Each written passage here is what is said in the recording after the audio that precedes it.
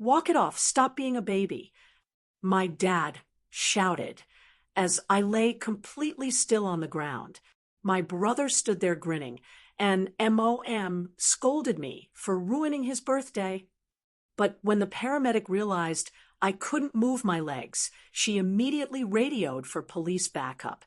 The MRI results later revealed. Can you imagine the terror of your body suddenly going numb from the waist down, lying motionless on the ground, while your own brother stands over you laughing at his cruel prank? And then your father yells, "Walk it off. Stop being a baby," while your mother accuses you of ruining his birthday party. They had no idea that their casual dismissal of my pain would soon make them criminals. If you've ever had your suffering ignored by the people who should care the most, then you'll want to hear this story. My name is Audrey, and this is how my family's betrayal changed my life forever. Growing up in the Matthews household was like walking on eggshells. From the outside, our family appeared perfect.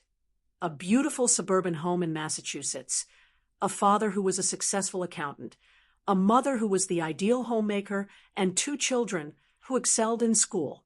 But appearances can be deceiving. My father, Douglas Matthews, was a 6'2" tower of stoicism, a man who believed showing emotion was a sign of weakness.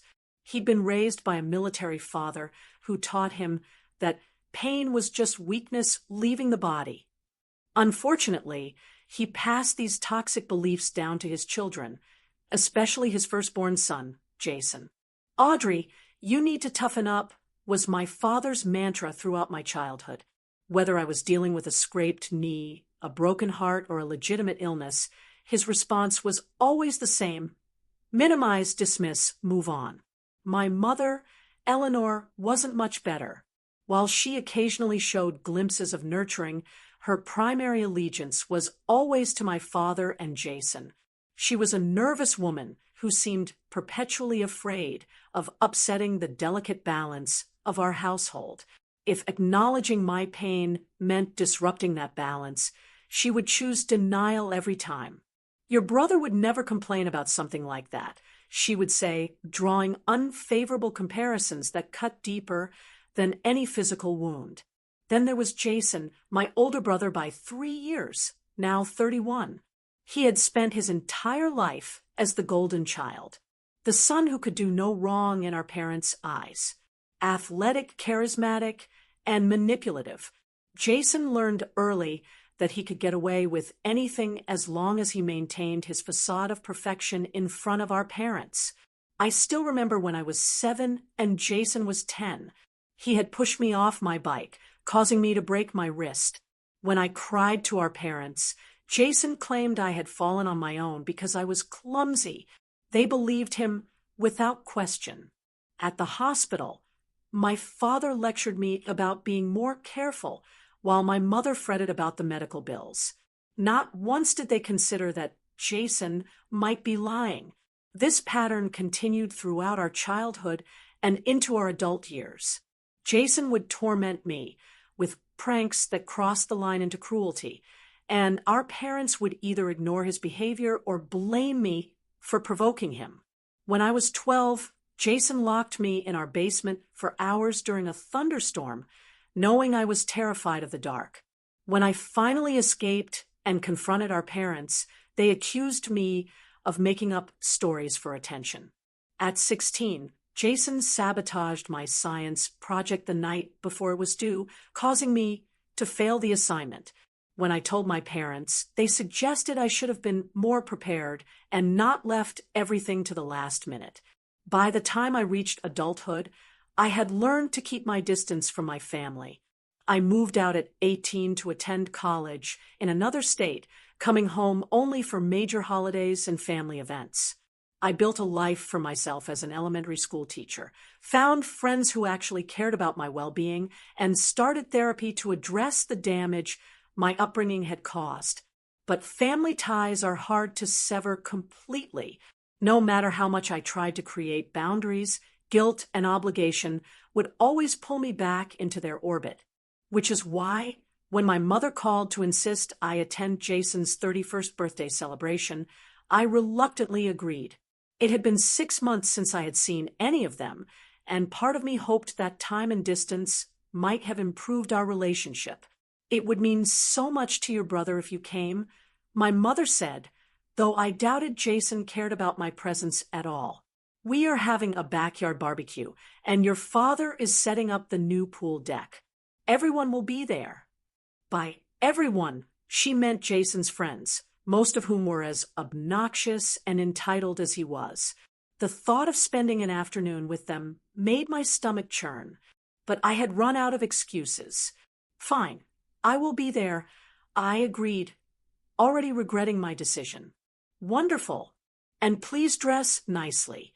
You know how important appearances are to your father. That comment stung, as it was meant to. My mother knew I had recently embraced a more casual style, trading in the preppy outfits my parents approved of for clothes that actually made me comfortable. It was a small act of rebellion, but in the Matthews household, even the smallest deviation from their expectations was treated as a major transgression. As I hung up the phone, I tried to prepare myself mentally for what was to come. I would go to the party, make small talk for a few hours, give Jason a generic birthday card with some cash inside, and leave as soon as socially acceptable. I could handle one afternoon of discomfort if it meant several more months of peace away from them. What I could not have known was that this birthday party would be the last time I would ever walk without assistance, that the casual cruelty would escalate to a point of no return, that my parents' refusal to take my pain seriously would cross the line from emotional neglect to criminal negligence. I packed an overnight bag, planning to stay at a hotel rather than in my childhood bedroom. Even that small boundary was important to me, a reminder that I was no longer under their control. I chose an outfit that would pass my father's inspection while still allowing me to feel like myself. Dark jeans, a blue blouse, and comfortable flats, appropriate for a casual party, but not so formal that I felt like I was playing dress-up.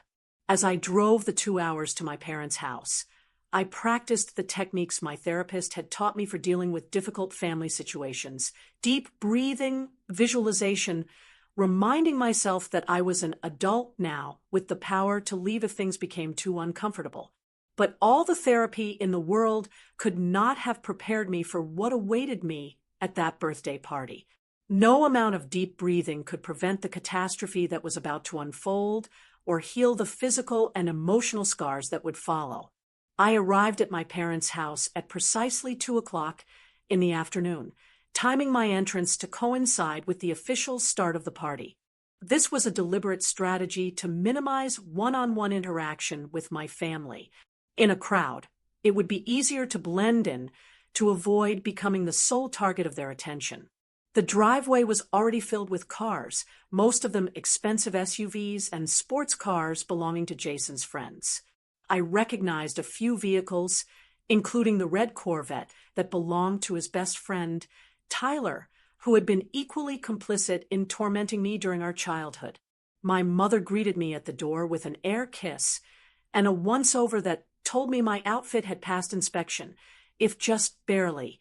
"Audrey, you made it. Everyone is out back. Your brother just opened his presents." Of course, they had started the gift-giving without waiting for all the guests to arrive. It was a subtle reminder that my presence was not essential, merely tolerated. The living room was filled with expensive wrapped packages, the remnants of what appeared to be an extravagant gift-opening session. I spotted a new set of golf clubs, designer clothing, and what looked like keys to some kind of vehicle. "We got him that jet ski he has been wanting," my mother informed me proudly, gesturing to a photograph of the watercraft that sat atop one of the larger boxes. "Your father is having it delivered next week." I nodded, feeling the familiar pang of inequity. For my 30th birthday, 6 months earlier, they had sent a gift card to a department store. The disparity was nothing new, but it still hurt. I placed my own gift, a simple card with $200 inside, on the table with the others, and followed my mother through the house to the backyard. The scene that greeted me was exactly what I had expected. About 30 people, mostly men in their early 30s, drinking beer and lounging around the newly constructed pool deck. My father was playing host at the grill, flipping burgers and steaks with the precision of someone who had spent a lifetime mastering the art of suburban masculinity. Jason was holding court near the pool, surrounded by his usual entourage. He had a beer in one hand and was gesturing animatedly with the other, likely regaling his friends with some exaggerated tale of his own importance.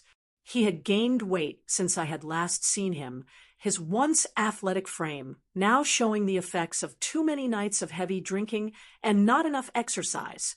When he spotted me, he broke away from his group and approached with the artificial enthusiasm of someone who feels obligated to acknowledge a distant acquaintance. "Little sis, you decided to grace us with your presence, after all." His words were friendly enough, but the gleam in his eyes was anything but warm. He pulled me into a hug that was too tight, too aggressive, a physical reminder of the power dynamic that had defined our relationship for decades. "Happy birthday, Jason," I replied, extracting myself from his embrace as quickly as possible. "The place looks great. Dad spent a fortune on that new deck," he said, gesturing to the wooden structure that surrounded the in-ground pool. Custom-built Brazilian hardwood cost him nearly $20,000. Again, the unspoken comparison hung in the air. Our parents would spare no expense for Jason's comfort and status, while my requests and needs had always been treated as burdensome impositions. I excused myself to get a drink, opting for water rather than alcohol. I knew from experience that I needed to keep my wits about me. Alcohol would only make me more vulnerable to their manipulation. For the next hour, I managed to avoid direct interaction with my family by engaging in polite conversation with some of the other guests. There were a few spouses and girlfriends present who seemed equally uncomfortable with the increasingly rowdy atmosphere, and we formed a quiet alliance of the outsiders. But as the afternoon wore on and the alcohol flowed freely, I could sense the energy shifting. Jason and his friends became louder, their behavior more obnoxious. They started reminiscing about their high school days, swapping stories that invariably involved humiliating someone they deemed beneath them. Eventually, inevitably, Jason turned his attention to me. "Hey, remember that time we convinced Audrey that the neighbor's dog had rabies?" He called out, loud enough for everyone to hear. She was so scared she refused to go outside for a week. His friends laughed, and I felt my cheeks burn with the familiar mixture of embarrassment and anger.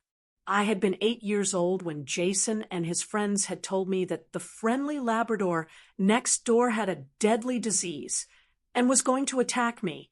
The fear had been real, as had the nightmares that followed, or the time we switched her shampoo with hair removal cream.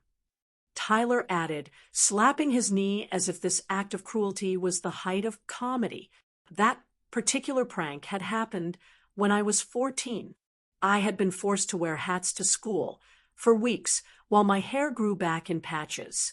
My parents had told me to stop being so dramatic about it.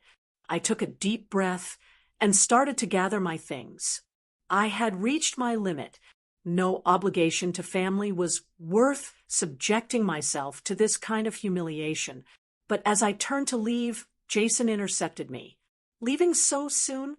The party is just getting started." His words were slurred, his eyes unfocused. He was drunk, which always made him more unpredictable, more dangerous. "I have a long drive back," I said firmly, trying to step around him. But Jason blocked my path. "Come on, sis. Loosen up. Have a drink with us. For old time's sake." I knew this routine, the forced camaraderie that would inevitably lead to some form of public humiliation. I had fallen for it too many times in the past. "No thanks, Jason. I really need to go." His face hardened, the mask of friendliness slipping to reveal the cruelty beneath. Still the same uptight Audrey. Some things never change. I walked away, heading toward the sliding glass door that led back into the house. I just needed to grab my purse from the living room, say a quick goodbye to my parents, and I could escape this toxic environment. But fate, or perhaps Jason's malice, had other plans. To reach the house, I needed to cross a section of the new pool deck. As I stepped onto the wooden boards, I immediately sensed something was wrong. The surface felt strangely slick beneath my flats. I glanced down and noticed a slight sheen on the wood, almost imperceptible unless you were looking for it. In that moment, I knew what was about to happen, but it was already too late to prevent it. My foot slid forward, violently, throwing me off balance. I tried to catch myself, arms flailing, but the slipperiness was too complete, too deliberate. My other foot shot out from under me, and I felt my body falling backward. Time seemed to slow down. I could see Jason and his friends watching, their expressions a mixture of anticipation and cruel amusement. I could see my father turning from the grill, my mother pausing in her conversation with another guest. And then came the impact, not with the wooden deck, as I had expected, but with the concrete lip of the pool. My lower back and head struck simultaneously, a double blow that sent shooting pain up my spine and exploded like fireworks behind my eyes. I heard someone scream, and only later would I realize the sound had come from me. The world tilted and spun, colors blurring together as my vision swam in and out of focus. When things finally stabilized, I was lying flat on my back, staring up at the clear blue sky.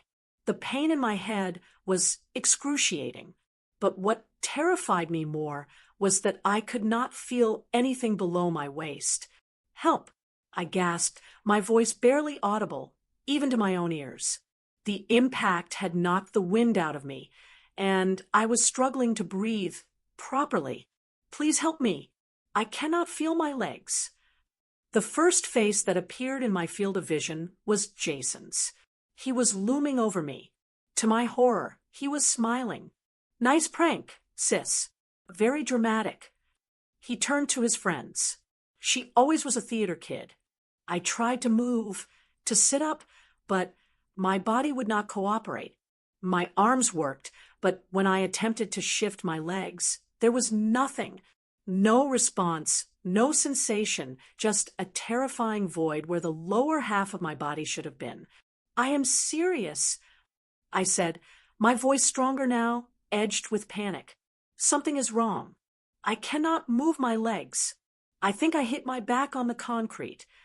Jason rolled his eyes, still convinced this was some kind of performance on my part. "Come on, get up. You are embarrassing yourself." "I cannot get up." I was crying now, tears of pain and fear streaming down my face.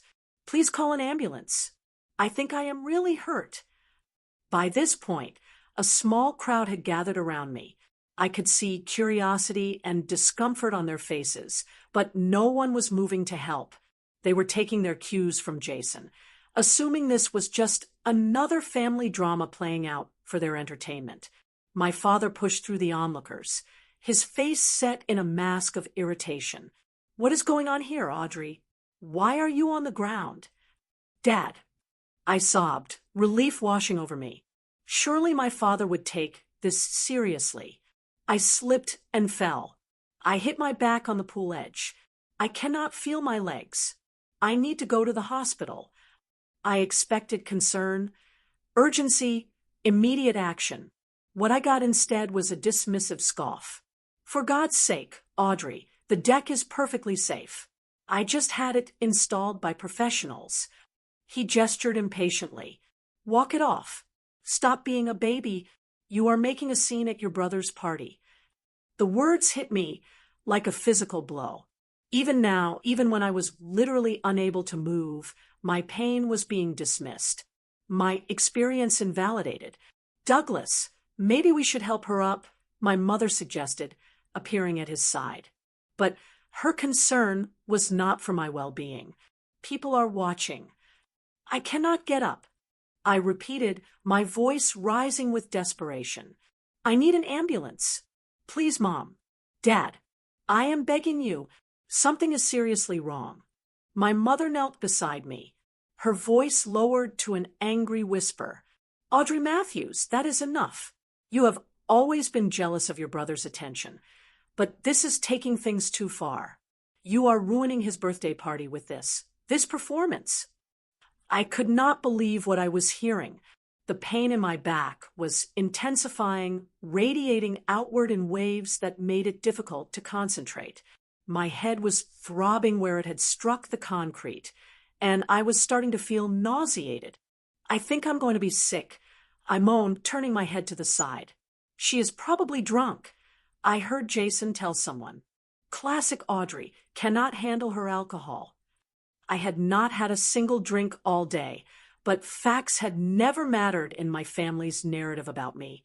The sun beating down on my face was making the nausea worse. I was sweating profusely, and a strange tingling sensation had started in my fingertips. I knew these were bad signs, possibly indicators of shock or internal bleeding. Please, I whispered, no longer having the energy to shout. I need help.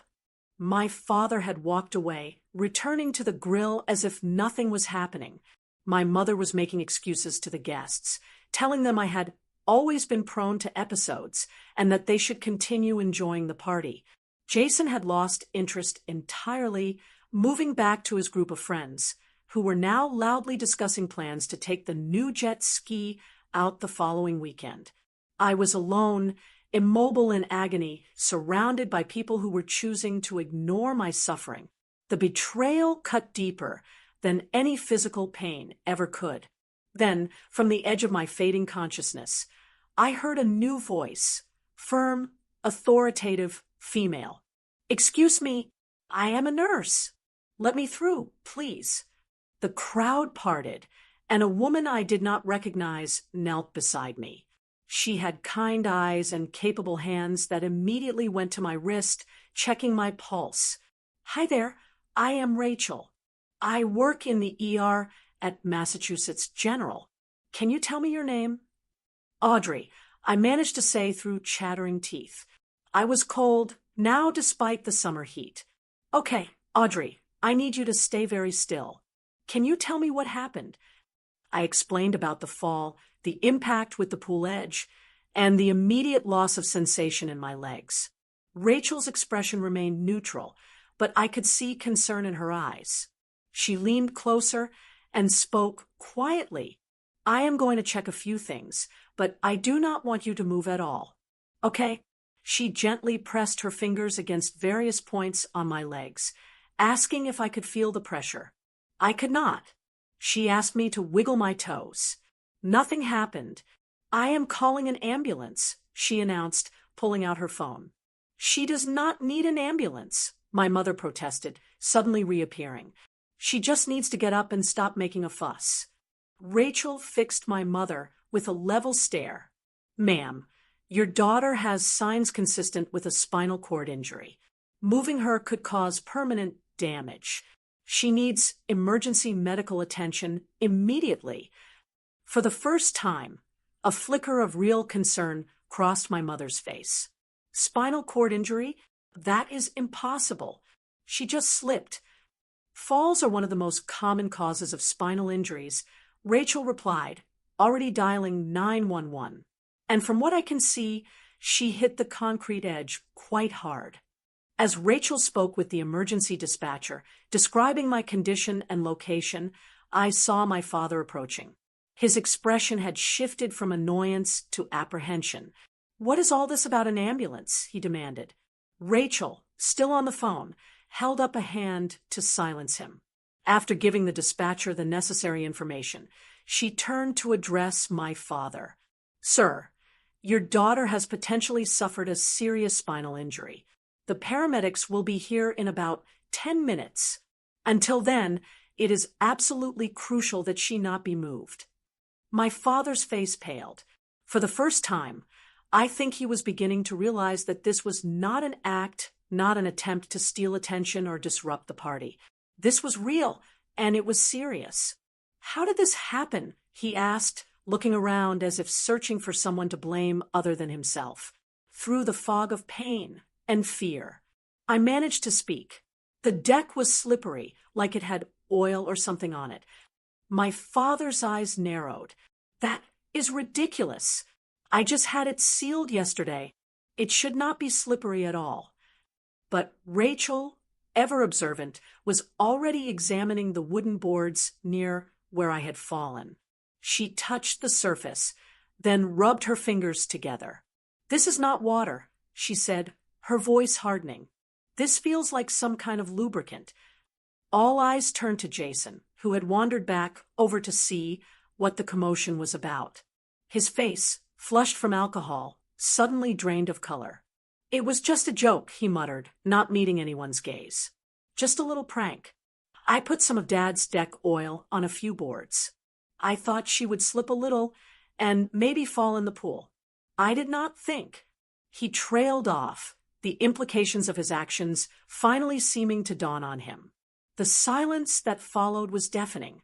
In that moment, as I lay immobile on the ground, I saw the truth of my family reflected in their faces, the casual cruelty that had defined our relationships, the willful blindness to the harm they caused, the reflexive protection of Jason at all costs. But this time, there would be consequences they could not ignore. In the distance, I could hear sirens approaching.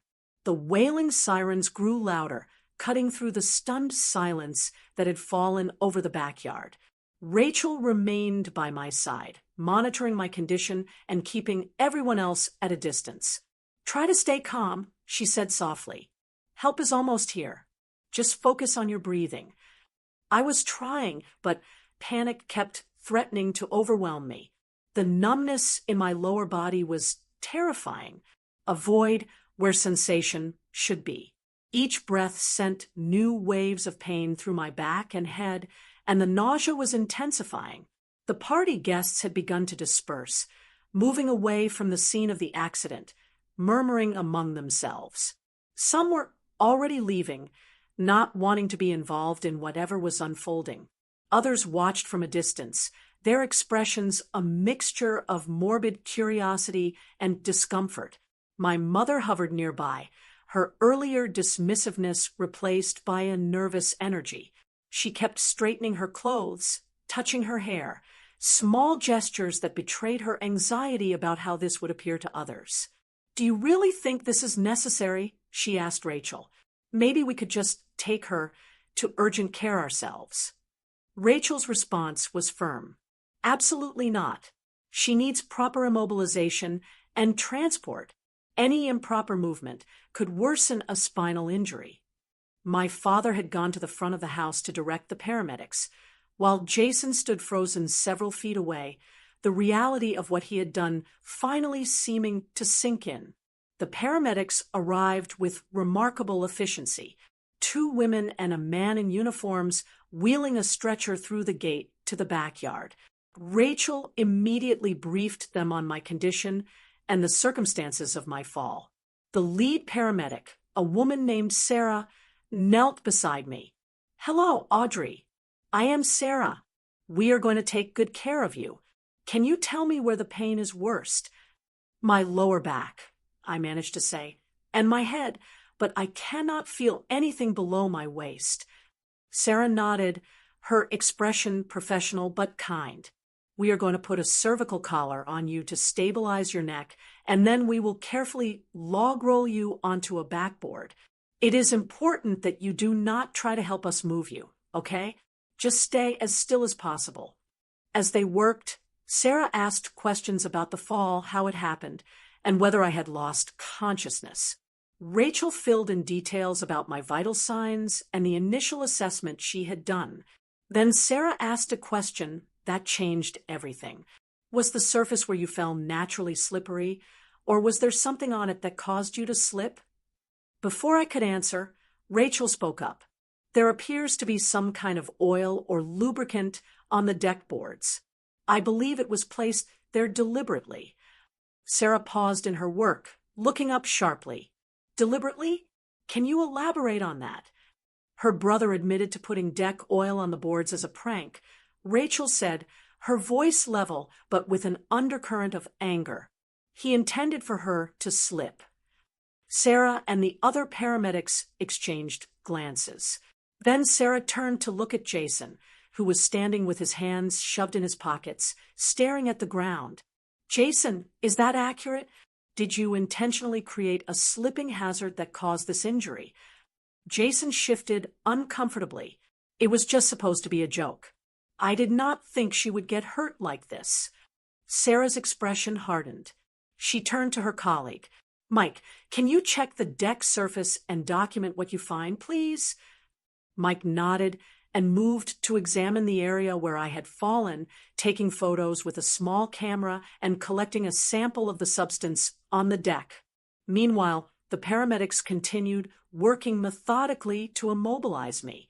They placed a rigid collar around my neck, then carefully positioned themselves to roll me as a unit onto the backboard. On my count, Sarah instructed, 1, 2, 3. They moved me with practiced precision, but despite their care, the movement sent fresh agony through my body. I cried out, unable to suppress the sound. I know it hurts, Sarah said sympathetically. We will give you something for the pain as soon as we have you secured. Once I was strapped to the backboard, they transferred me to the stretcher and began attaching monitoring equipment. Sarah placed an oxygen mask over my face and inserted an 4-line into my arm. Your blood pressure is quite low, she noted, frowning at the monitor, and your heart rate is elevated. We need to get you to the hospital right away. My mother finally seemed to grasp the severity of the situation.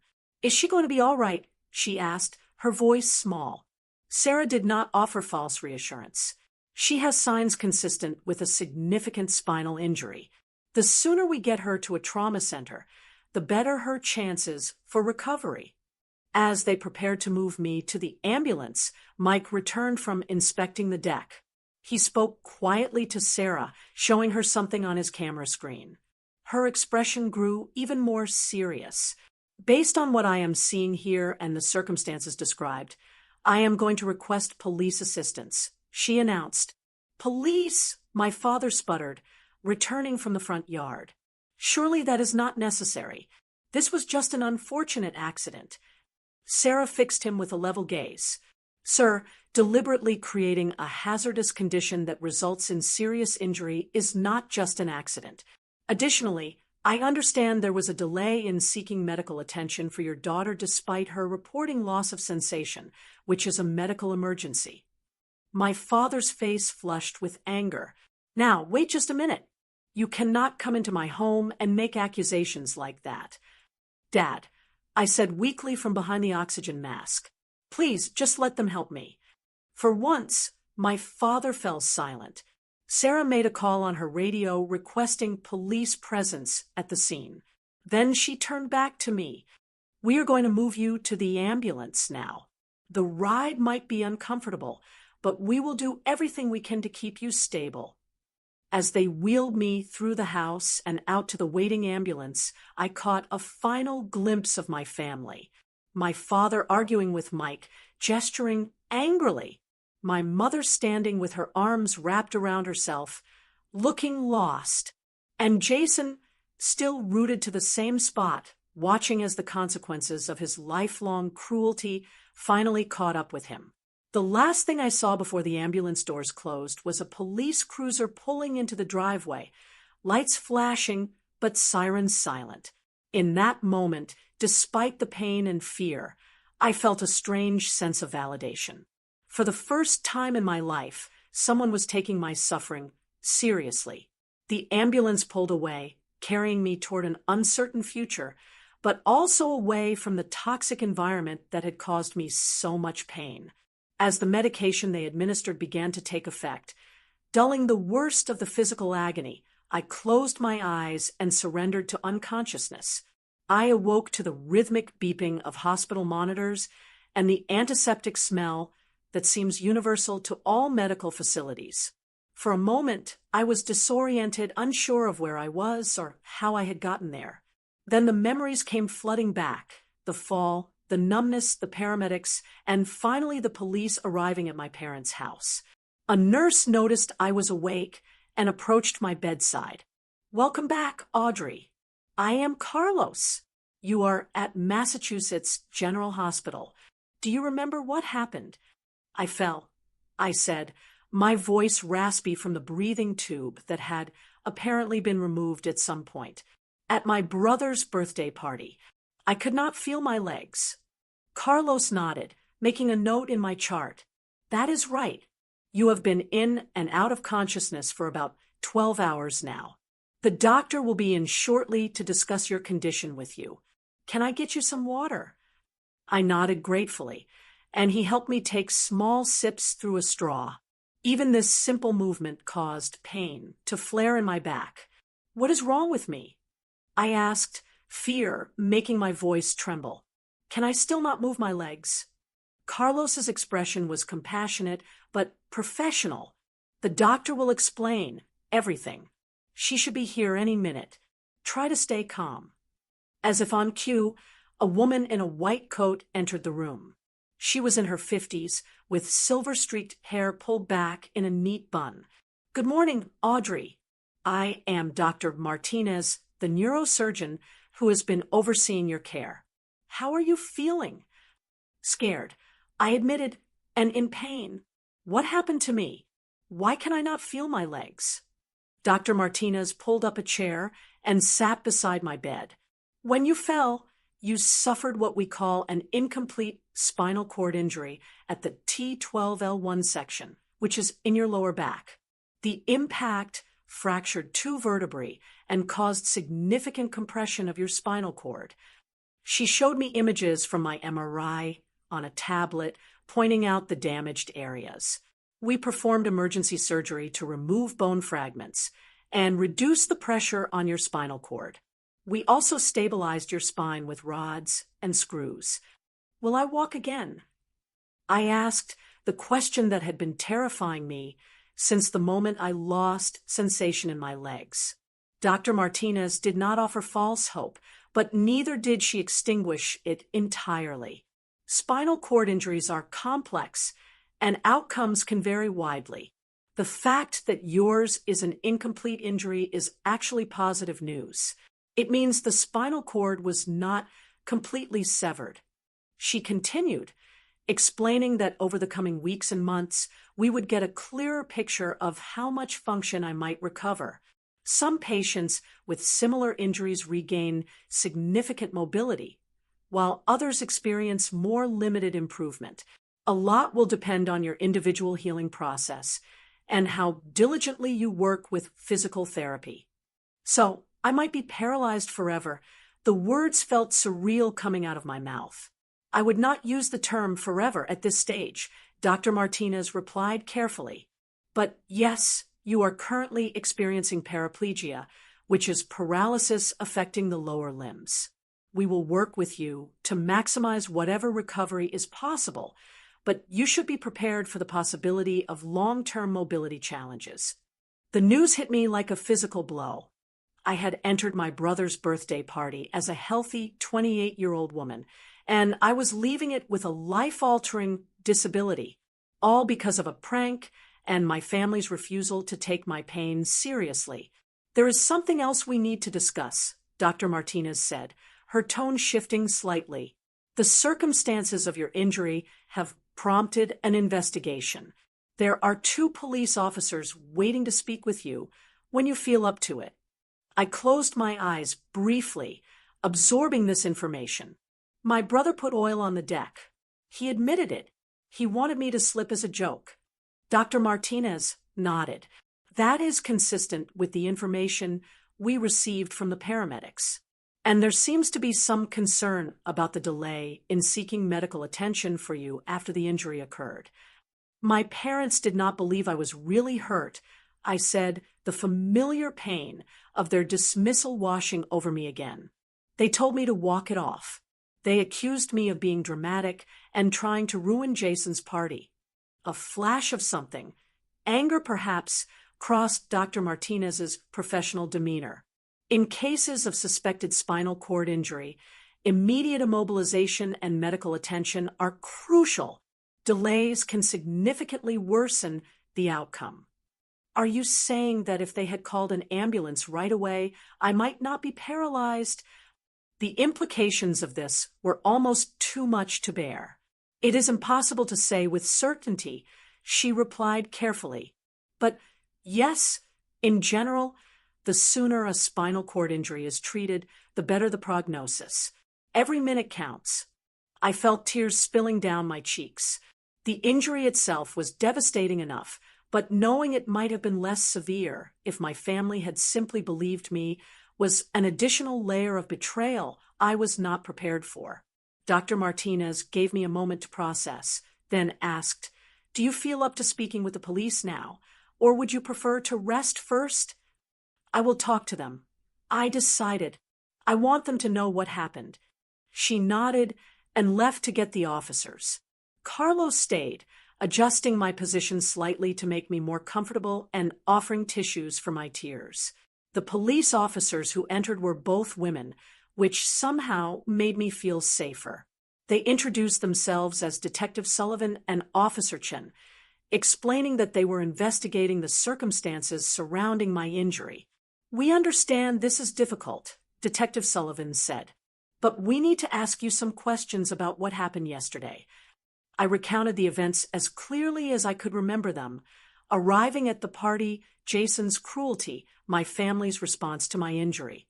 "So, to be clear," Detective Sullivan clarified, "after you fell and reported that you could not feel or move your legs, no one called for medical assistance. Not until Rachel, the nurse who was at the party, intervened." I confirmed. That was at least 15 or 20 minutes after my fall. My father told me to walk it off, and my mother accused me of trying to ruin Jason's birthday. Officer Chen, who had been taking notes, looked up. "And your brother admitted to putting oil on the deck?" "Yes. He said it was supposed to be a prank. He thought I would slip and fall into the pool. He did not think I would hit the concrete edge." The officers exchanged glances. "We should inform you," Detective Sullivan said, "that we have already taken statements from several witnesses at the scene, including the nurse, Rachel Cooper, and the paramedics who transported you. We have also collected evidence from the deck, which confirmed the presence of deck oil in the area where you fell." She paused before continuing. "Your brother, Jason Matthews, was taken into custody last night on charges of reckless endangerment, resulting in serious bodily harm. Your parents, Douglas and Eleanor Matthews, are currently being investigated for negligence and failure to provide necessary medical assistance." The news stunned me. As much as my family had hurt me, I had never imagined them facing criminal charges. "They could go to jail?" I asked, my voice barely above a whisper. "That will be up to the district attorney and ultimately the courts," Detective Sullivan replied. "But yes, these are serious charges, especially given the severity of your injuries." They asked a few more questions, then thanked me for my cooperation, and left, promising to keep me updated on the investigation. After they were gone, I lay in the hospital bed, trying to process everything. The physical reality of my injury was overwhelming enough, but the legal and emotional implications of what had happened were equally staggering. No one from my family had called or visited. I wondered if they were legally prevented from contacting me, or if they were simply continuing their lifelong pattern of avoiding accountability for the harm they caused. As evening fell, a hospital social worker named Marcus came to see me. He explained that he would be helping coordinate my care plan, including rehabilitation options and resources for adjusting to life with a spinal cord injury. "You are looking at a significant recovery period," he told me gently. "After you are stable enough to leave acute care, you will likely need to spend several weeks in an inpatient rehabilitation facility, followed by ongoing outpatient therapy." "I live alone," I said, the practical implications suddenly hitting me. My apartment has stairs. I teach elementary school, which means being on my feet all day. Marcus nodded understandably. These are all challenges we will help you navigate. There are resources available for home modifications, vocational rehabilitation, and disability benefits. It is a lot to take in right now. I know. Indeed it was. In the space of 24 hours, every aspect of my life had been upended. My body, my home, my career, my family relationships, all transformed in ways I was only beginning to comprehend. That night, alone in my hospital room, I cried for everything I had lost and everything that now lay uncertain before me. But beneath the grief and fear, a small spark of determination began to glow. I had survived my family's lifelong emotional abuse. Somehow, I would survive this too. And for the first time, they would face consequences for their actions. The weeks following my injury passed in a blur of medical procedures, pain management, and the first tentative steps toward rehabilitation.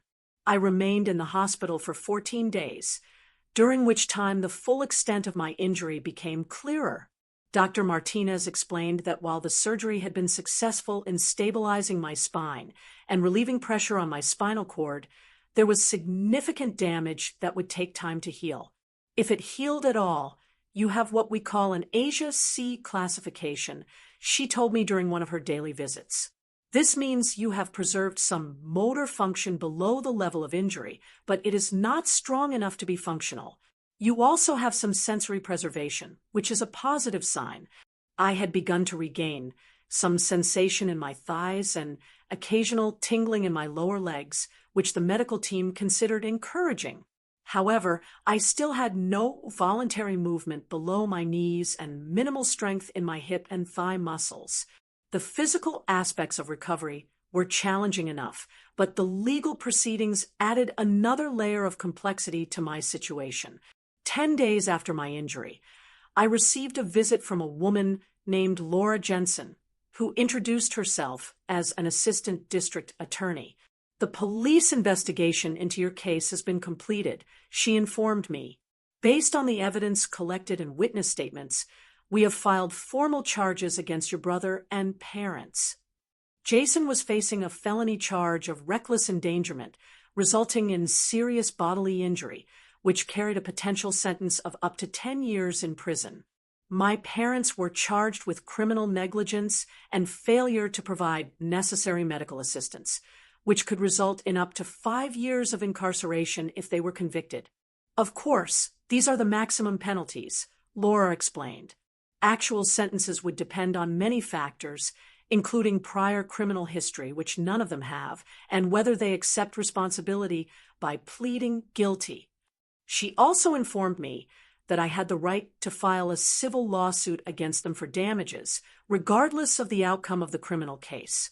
Medical expenses for spinal cord injuries can run into the millions over a lifetime, she said, not to mention lost wages, pain and suffering, home modifications, specialized equipment, and ongoing care needs. It was overwhelming to think about. Part of me wanted nothing more to do with my family, to simply cut all ties and focus on my recovery. But the practical reality was that I was facing enormous financial challenges as a result of their actions. Laura put me in touch with a personal injury attorney named Michael Greenberg, who specialized in spinal cord injury cases.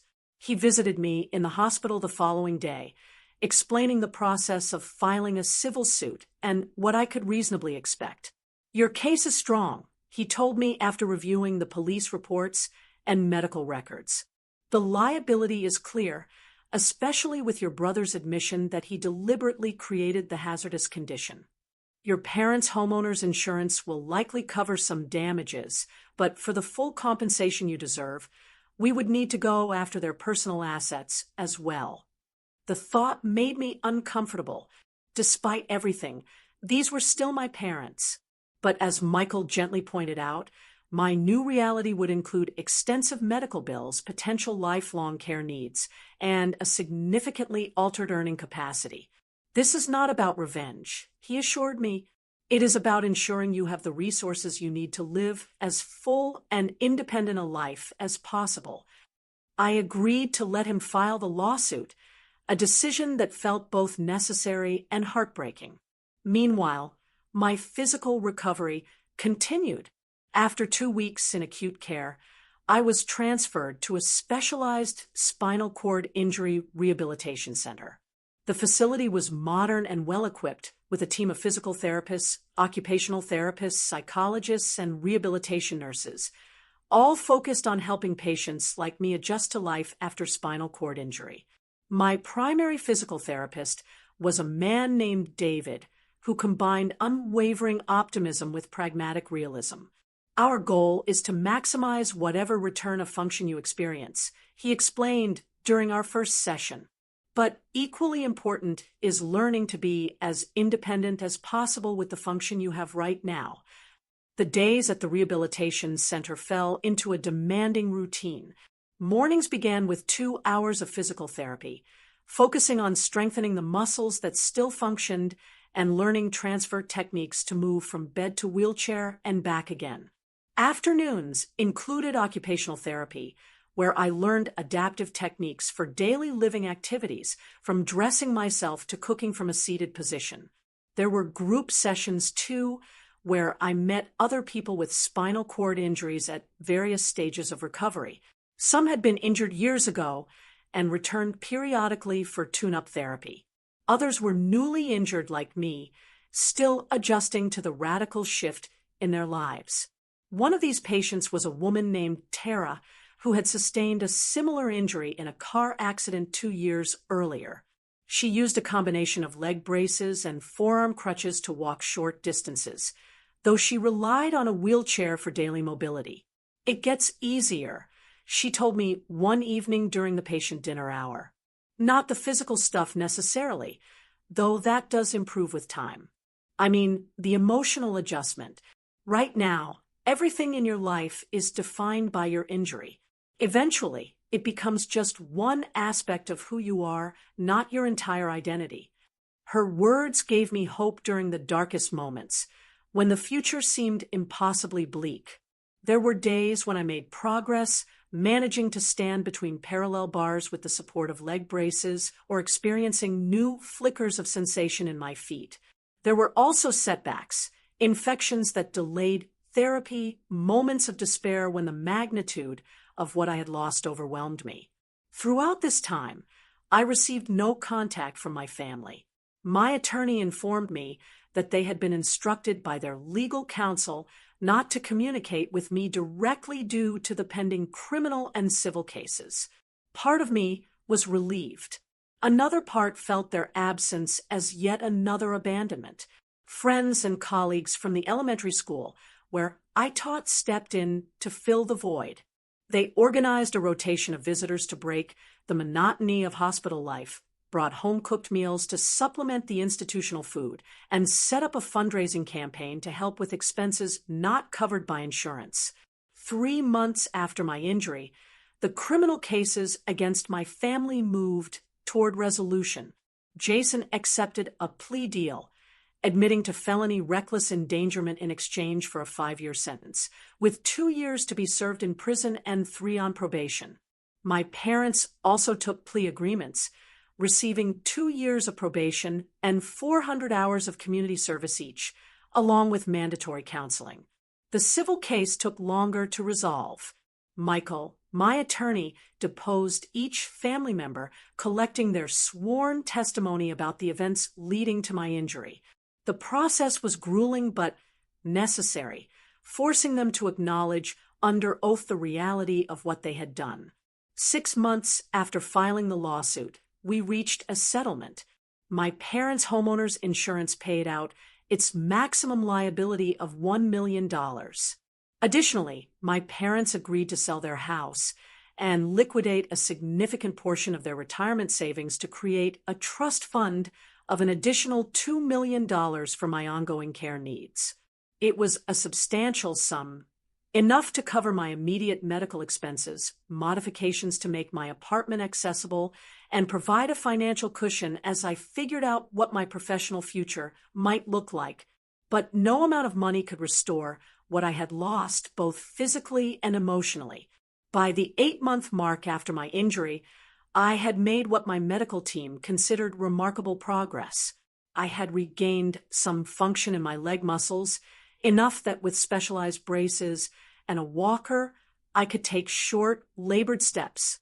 It was not true walking, not the easy, unconscious movement I had once taken for granted, but it was more than many with similar injuries ever achieved. I was discharged from inpatient rehabilitation, continuing with outpatient therapy 3 times a week. I moved back to my apartment, which had been modified with ramps, wider doorways, and an accessible bathroom. A part-time caregiver helped with tasks I could not yet manage independently.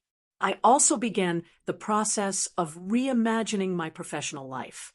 While returning to classroom teaching did not seem feasible, the school district offered me a position as a curriculum specialist, a role I could perform largely from home with occasional visits to schools. Throughout this period of physical recovery and practical adjustment, I was also engaged in another kind of healing, working with a therapist named Claire, who specialized in trauma and family dynamics. What happened to you was not just a physical injury, Claire pointed out during one of our sessions. It was the culmination of a lifetime of emotional abuse and neglect. The paralysis in your legs is visible, but there are other invisible wounds that need healing, too. With her guidance, I began to process not just the trauma of the injury itself, but the deeper patterns of family dysfunction that had made it possible, the constant invalidation of my experiences, the golden child and scapegoat dynamic between Jason and me, the way my parents had consistently prioritized appearances over my well-being. Your family failed you in the most fundamental way, Claire said. They had one job, to protect you and care for you. Instead, they caused you harm and then refused to acknowledge it. Acknowledging this truth was painful, but ultimately liberating. It allowed me to see that my injury, devastating as it was, had also freed me from the toxic family system that had caused me so much suffering throughout my life. Do you think you will ever reconcile with them? Claire asked during one session. I considered the question carefully. I do not know. Part of me thinks there is no coming back from this. Another part wonders if these legal consequences might finally force them to confront the reality of their behavior. Either way, she said, your healing does not depend on their acknowledgement or changes. It is something you do for yourself. And slowly, painstakingly, that is what I began to do. Heal not just my body, but my sense of self, my understanding of what family should be, and what relationships I deserved in my life. As I approached the 1-year anniversary of my injury, I received an unexpected letter. It was from Jason, writing from prison. The envelope sat unopened on my kitchen table for 3 days before I found the courage to read it. Inside was a lengthy handwritten apology, the first genuine one I had ever received from my brother. He wrote about the therapy he was undergoing in prison, how he was finally confronting the person he had been and the harm he had caused. He made no excuses for his behavior and asked for nothing in return, not even forgiveness. I understand if you never want to hear from me again, he wrote in conclusion. I would not blame you, but I wanted you to know that I'm truly sorry for the pain I have caused you. Not just on that day, but throughout our lives. You deserved so much better. The letter left me with complicated feelings. It seemed sincere, but I was not ready to let Jason back into my life, if I ever would be. Still, there was a certain closure in having my experiences finally acknowledged by someone who had been there. My parents never reached out directly, though I heard through mutual acquaintances that they had moved to Florida, starting over in a smaller house with whatever assets they had managed to retain after the settlement. As for me, I was building a new life, different from what I had planned, certainly more challenging in many ways, but also rich with new meanings and connections. The friends who had stood by me during my hospitalization became my chosen family. The disability advocacy community I had joined gave me a sense of purpose and belonging I had never experienced in my biological family. And somewhere along the way, I discovered a resilience within myself that I had not known existed. A capacity not just to survive trauma, but to find meaning and even growth in its aftermath. 2 years have passed since that fateful day at my brother's birthday party. 2 years since a cruel prank and a family's callous indifference changed the course of my life forever. 2 years of surgeries, rehabilitation, adaptation, and profound emotional work. My life today bears little resemblance to what it was before. I live in a different apartment now, a ground floor unit in a building with full accessibility features. I drive a car with hand controls. I work remotely most days, though I visit schools several times a month to train teachers on the curriculum I have helped develop. Physically, I have made what my doctors consider remarkable progress. With leg braces and forearm crutches, I can walk. I have regained sensation in about 60% of my lower body, though it remains altered, sometimes manifesting as pins and needles or hypersensitivity rather than normal feeling. There are good days and bad days. Days when I move with relative ease and almost forget the limitations of my body, and days when pain, spasms, or complications like urinary tract infections remind me forcefully of all that has changed. But the most significant healing has not been physical. It has been the internal journey from victim to survivor, from someone defined by what was done to her to someone who actively shapes her own story. 6 months ago, I became involved with a local advocacy group for spinal cord injury survivors, serving as a peer mentor for newly injured patients. Twice a week, I visit the same rehabilitation center where I once spent months relearning basic life skills. I sit with people who are where I was 2 years ago, consumed by grief and fear, uncertain if life can ever be good again. It doesn't get easier. I tell them, echoing what Tara once told me, but you get stronger, and you find new ways to define what matters. Through this work, I met Thomas, a physical therapist specializing in neurological injuries. Our professional relationship gradually evolved into friendship, and more recently into a tentative romance. He sees me for who I am, not defined by my disability, but not ignoring it either. With him, I am learning what healthy love feels like, built on a foundation of mutual respect and genuine care. As for my family, that chapter remains complicated. Jason was released from prison 4 months ago, having served his full 2-year sentence. He wrote to me again, asking if we might meet someday when I feel ready. I have not yet decided if such a meeting will ever be part of my healing journey. My parents remain in Florida, living their lives separate from mine.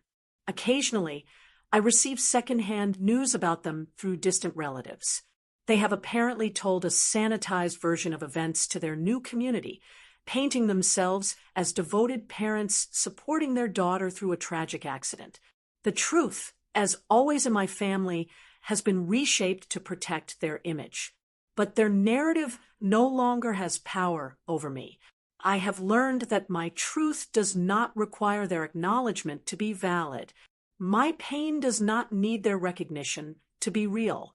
This has been perhaps the most profound lesson of my journey, that validation must ultimately come from within.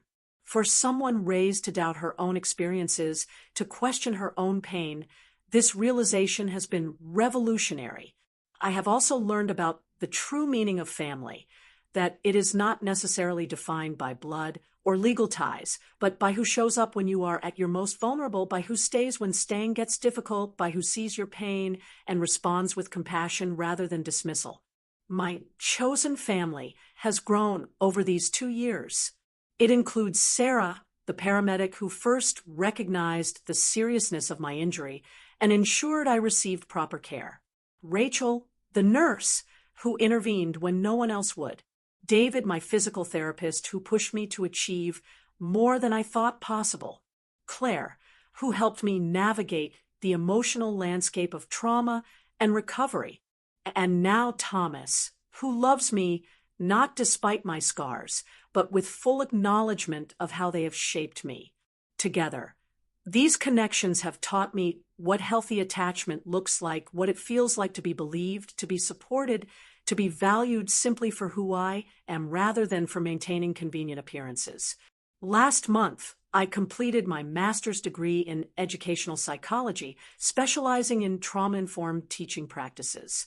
Next fall, I will begin a new position as a consultant for the school district, training educators to recognize and support children experiencing various forms of trauma, including family dysfunction.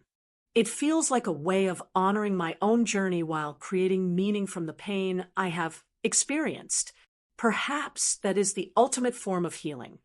Not erasing the wound, but transforming it into something that serves a purpose greater than oneself.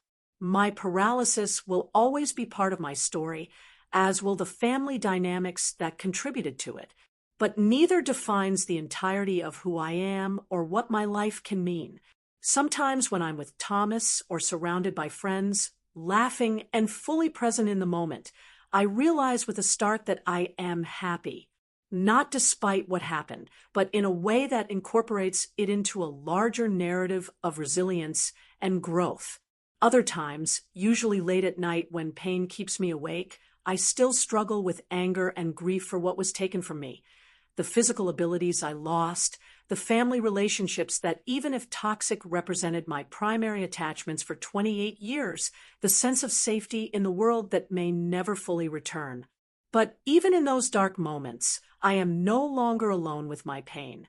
I have learned to reach out, to allow myself to be vulnerable with those who have earned my trust, to accept help without shame, to acknowledge my limitations without being defined by them.